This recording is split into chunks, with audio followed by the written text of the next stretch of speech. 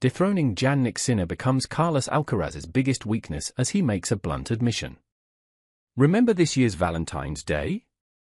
It wasn't all hearts and roses for tennis fans. As Jannik Sinner, the Italian top-ranked, was hit with a 3-month suspension following 2 positive drug tests in early 2024.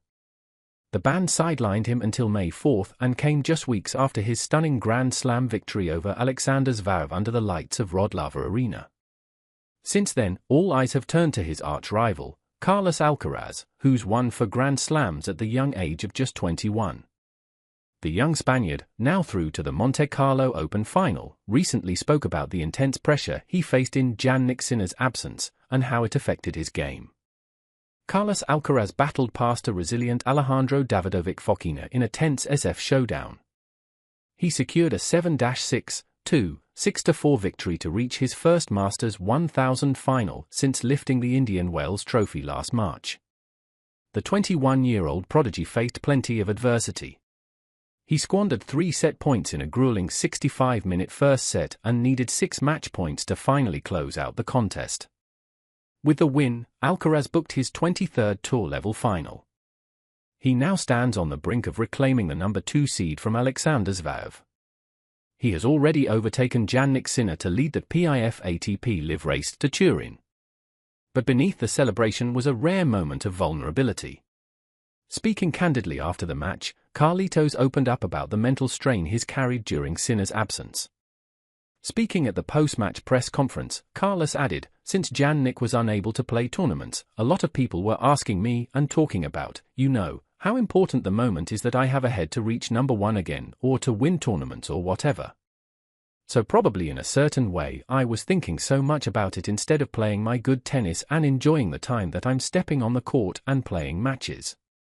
He also added about the realization he got after the Miami Open exit last month, quoting, "So after Miami, I realized the path that I have to follow, the things that I have to do, is not thinking about results, is not thinking about anything else but just enjoying. That's the most important thing for me and not hear all expectations or all the things that people are talking about you. So that's what I'm trying to do. I think I'm doing pretty good just thinking about the people that I have around, my family, my team, and that's it." Alcaraz's recent assessment of the pressure he faced wasn't far off the mark. He had a dazzling start to the season as he nearly toppling Novak Djokovic in a thriller at the AO quarterfinal. He then went on to capture his first indoor title at the ATP 500 in Rotterdam. But after that, his form took a noticeable dip. At the Qatar Open, despite an impressive run that included wins over Marin Ili and Italian Luca Nodi, he fell in the QF to Jiri Lehecka.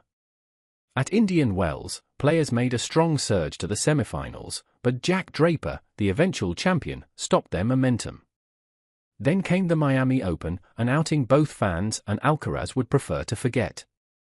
After taking the first set, the Spaniard shockingly bowed out in the R64 against David Goffin. It was a result that raised eyebrows across the tennis world. Now, after reaching the final of the Monte Carlo Masters, the Spanish prodigy appears to have turned a page. He credited this mindset shift, alongside his growing patience, as the driving force behind his resurgence. The Spanish ace, Carlos Alcaraz, came into the Monte Carlo SF with history on his side. He had defeated Alejandro Davidovich Fokina on clay in Barcelona in 2023. The Spaniard wasted no time asserting his dominance. He broke early in the first set. But the 42nd seed Fokina, fresh off a strong AO showing, reaching the last 16, dug in. He clawed his way back to 5-5, forcing a tiebreak. There, the Spaniard's precision and power took over as he stormed through 7-2. In the second set, another early break tilted the momentum in Alcaraz's favor. Despite Fokina's gritty defense, he couldn't stop the third seed from sealing the win.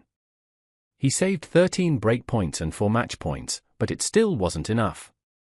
And right after the hard-fought victory, Alcaraz reflected on the mindset that carried him through the pressure moments.